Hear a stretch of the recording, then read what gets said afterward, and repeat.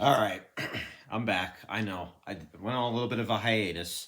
Um, I said I wasn't going to be doing them every week. I'm not now. The fact that my team sucks is definitely a contributing factor into me not wanting to do them as often. But we got past Thanksgiving. I'm coming to you live from my basement on the 28th anniversary of my birth.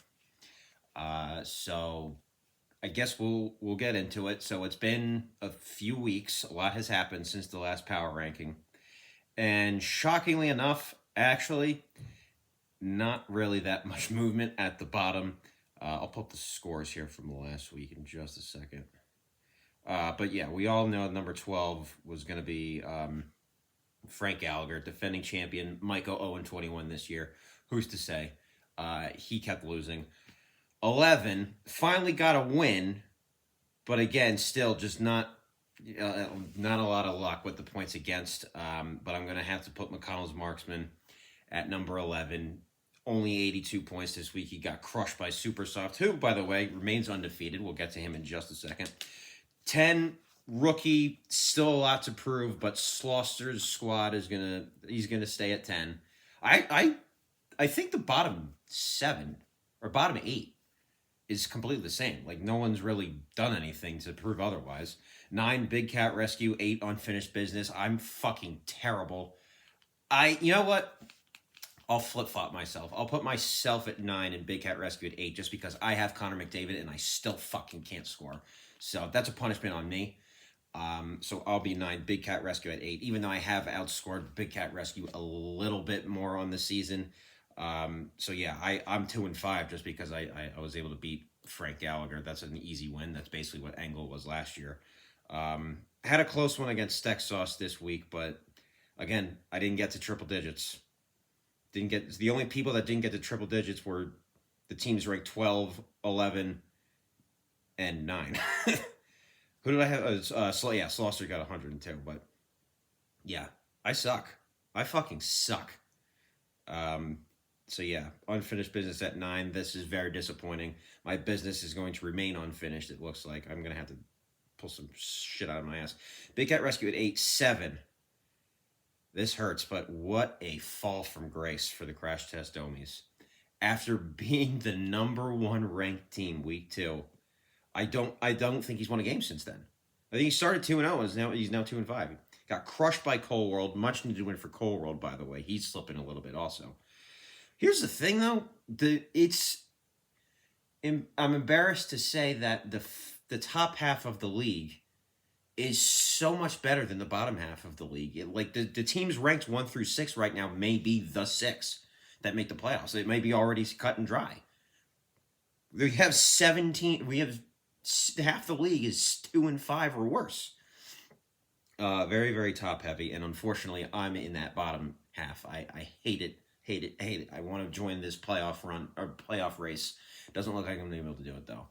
Maybe if I get Frederick Anderson back healthy, things will be different.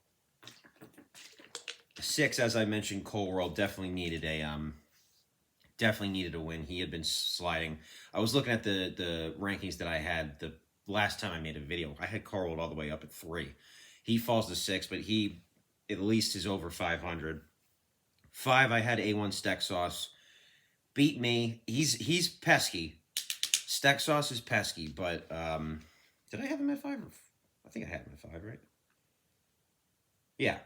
A1 Steak Sauce at 5 just beat me. Only scored 110 points. That would have lost to, let's see, 1, 2, 3, 4, 5. He would have lost to 6 teams this week. Not necessarily scoring a ton of points. He's up there, but at 5-2, a win over me.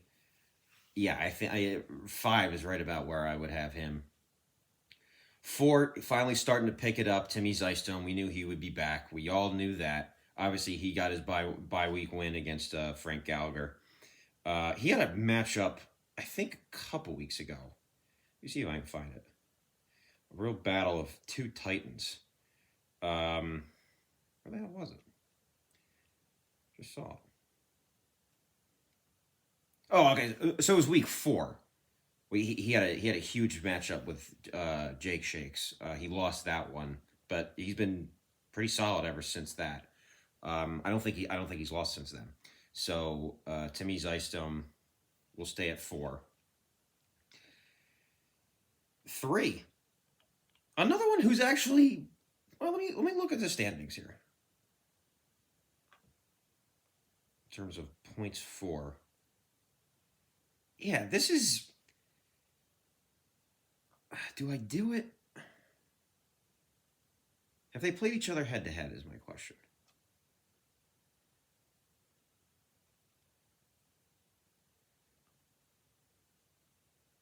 Okay, no. All right. So teach me how to Dougie. I'll have it 3. Timmy Zystone, I think, actually has a better team right now. Teach me how to Dougie is not scoring a ton of points, not blowing people out for the most part. Timmy Zystone has actually outscored him on the year, but I do think wins and losses matter. As I've said, head-to-head counts for something, and they played each other week 1 and Teach Me How to Dougie won. So I got to give it to him. So I'll have Teach Me How to Dougie at 3. 2 is obviously going to be the Jake Shakes here. Had him at number 1, dropped him all the way to 6 after that loss, and he has not looked back since then. I believe that puts him on a 5-game heater because he was 1-1. Now he's 6-1. 5-game heater for the Jake Shakes. And number 1, super soft birthday party. No way around it. Absolutely no way around it. Highest scoring team in the league. Only remaining unbeaten team in the league. I say it every video, I think, but I was critical of him last year where he was winning these games, but it was only because he had no points against. His team wasn't actually that high scoring. Quite the opposite this year. He is far and away number 1. So good for super soft birthday party. So I'll run through them one more time. 12, Frank Gallagher. 11, McConnell's Marksman. 10, Sloster. 9, 9, I put Unfinished Business. 8, Big Cat Rescue. 7, Crash Dead Domies. 6, Cole Rolled. 5, Stack Sauce. 4, Timmy Zystone. 3, Teach Me How to Dougie. 2, Jake Shakes. 1, Super Soft Birthday Party. And I will do another one of these. Give me another 2. I'll have one as we approach the holiday season. How's that? So good luck to everybody until then.